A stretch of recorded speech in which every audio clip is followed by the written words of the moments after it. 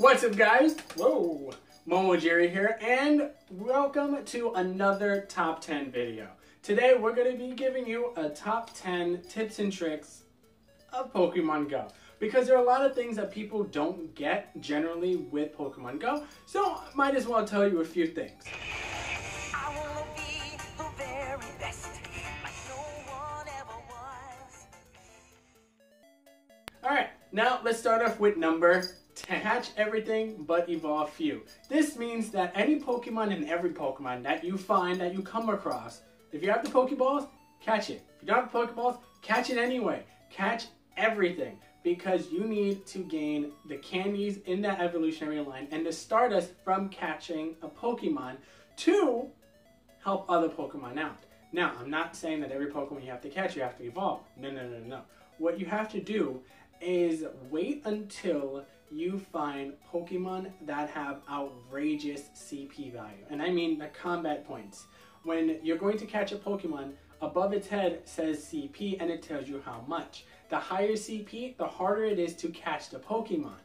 And you could kind of move around and mess with that a little bit. If you use raspberries, when you get to higher level, these you throw at the Pokemon and it gets easier to catch.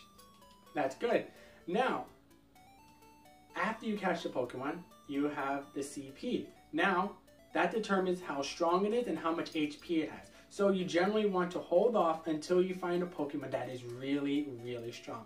And I don't mean Eradicate with 200 CP. I mean a Rattata with 189 CP, because that's going to make the Eradicate so much stronger. Now, it also uses less Stardust to get it to max CP. Now, what's really cool is that if you max a Pokemon CP before you evolve it, its evolution will be stronger.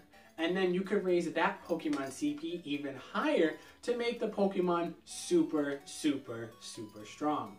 Now guys, remember, catch many, but evolve few. Number 9, lucky eggs. Use your lucky eggs, guys, appropriately.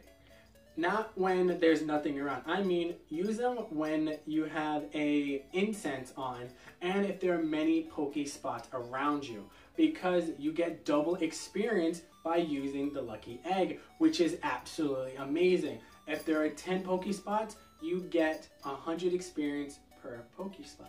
So that's 1,000 experience right there, and that adds up after a while. And when you catch Pokemon, you don't get 100, you get 200 experience. If you get a new Pokemon, you get 1,200 experience. Guys, use that lucky eggs appropriately. Do not waste them. Use them when there's a lot of things going on. If someone has a lure module going on, go buy it, use a lucky egg, use your own incense, who cares, and just catch everything, guys. Now, let's go to number 8.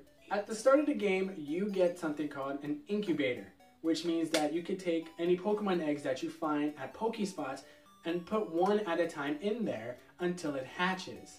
And then you have to just walk a bit. There are eggs that are 2 kilometers, 5 kilometers, 10 kilometers, and I think there's probably 15 or 20. But those are the ones I know so far. Use those, and then you just walk around a lot. And if you're going out catching Pokemon, going to Pokespots, might as well incubate your eggs. You can also buy it in a Pokespot in the Pokeshop for 150 coins. It only has 3 usage. It sucks.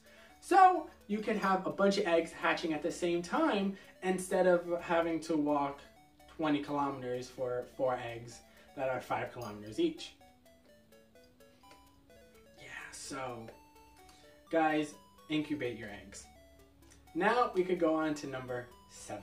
If you want to be a free-to-play player in Pokemon Go, you need to do something called capturing gyms.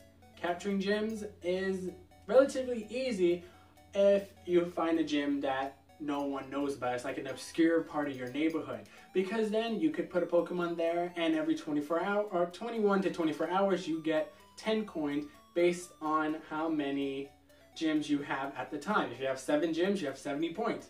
10 gyms, 100 coins. And if you have 100 gyms, that's 1,000 coins. So it adds up if you guys just get the gyms at the right time. If no one is around, get it. It's a beautiful idea. Next, we go on to number 6. After you capture a gym, you want to raise its prestige by yourself. And you do this by training at the gym. Training at the gym doesn't make your Pokemon stronger, it makes your gym more fortified. And it's really cool because then if the gym's more fortified, that means people are less likely to take the gym from you, and then you're able to rack up coins every single day. And that's something you want to do. Next, number 5, tracking your Pokemon. Now, tracking your Pokemon can be very easy if you know how to do it. Now, go to the bottom right hand side, click on that, and you can see up to 9 Pokemon. Underneath those Pokemon, 3 little feet, 2 little feet, there could be 1 foot, and there could be no feet. That means how close you are to the Pokemon. 0 to 1, it's pretty close. 2, you can walk around a bit and you can get the general idea of where it is. 3, you're gonna have to walk around a bit, but there is a way to do it. So, click on the Pokemon you want to find. Then, walk in a specific direction. Keep walking until the feet goes down. If it goes down to 2 or to 1, you're walking the right way. If it doesn't, walk in the other way. And if it still doesn't, go to where the middle is and either walk forward or walk backwards until you find a Pokemon or until the feet goes down. And guys, be careful where you go. You don't want to trespass. You don't want to go into any places that you shouldn't be in. So be careful of that. Now, number 4, when you go to catch a Pokemon, remember there's a little ring, the white ring around the Pokemon, and then there's a little ring that grows and grows and goes back and grows. Now that color could be from green to orange to red. The higher in the red scale it is, the harder it is to catch, and the faster it expands. And if it's green, easy. Yellow, it's in the middle. Red, it's just gonna pop out the Pokeball, you're just gonna cry. Now, when you catch the Pokemon, your Pokeball, you don't just throw it. You watch and wait until that point is at the same point as the white circle. So it has to match. And if it matches, you get 100 points. If it's right there, you get 50, and if it's close, you get 10. Then, what you also want to do is that you want to take the Pokeball and twirl it. And then toss it, and it'll become a curveball. A curveball is an extra 10 points. And guys, those points add up if you're using a lucky egg and if you're catching a lot of Pokemon. That will make leveling a lot easier and you get items a lot faster. So remember, curveball, guys. Number 3. Now, if you're like me and you went around catching a lot of Pokemon, you're gonna have no space soon. So what you want to do is that you want to organize it by CP. Now, go into your Pokemon, your bag, and go down to the little icon on the lower right side. That will let you organize the Pokemon in your bag. Go to CP and then scroll all the way down until you get to, the 10 CP Pokemon, and then transfer them. That means that you give it to the professor, you don't get them back, and you get 1 candy towards that Pokemon's evolutionary line. So if you transfer a Pidgey, you get 1 Pidgey candy. A Rattata, you get 1 Rattata candy. And that helps save space, but it also helps you to evolve that Pokemon faster. Every time you catch a Pokemon, you get 3 candies. If you catch 100 Pokemon, you get 300 candies. Also, if you transfer 100 Pokemon, you get another 100 candies. So that means you're able to evolve a lot of Pokemon. So guys, be careful of that and transfer your Pokemon if you don't need them. Next, we're going to number 2. Walk around a lot, guys. And I don't just mean to new areas. I mean in your own neighborhood as well. Just keep walking around longer distances, longer time frames in your neighborhood, because eventually new Pokemon will show up. Around here, I found just Rattatas and Pidgeys.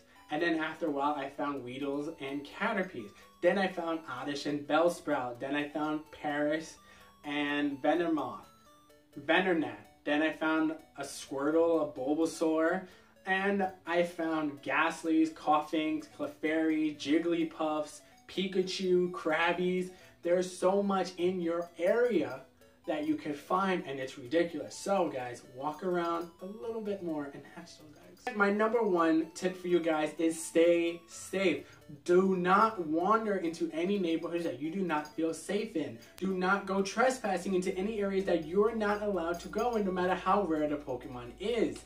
It's weird, guys. There are news articles in the paper about Pokemon Go, about people and kids getting arrested for trespassing in areas they're not supposed to be in. Now, unless you want to be in the news and you want to be arrested for trespassing in some place that you're not supposed to be in, don't do it, don't go, stay safe, and train on.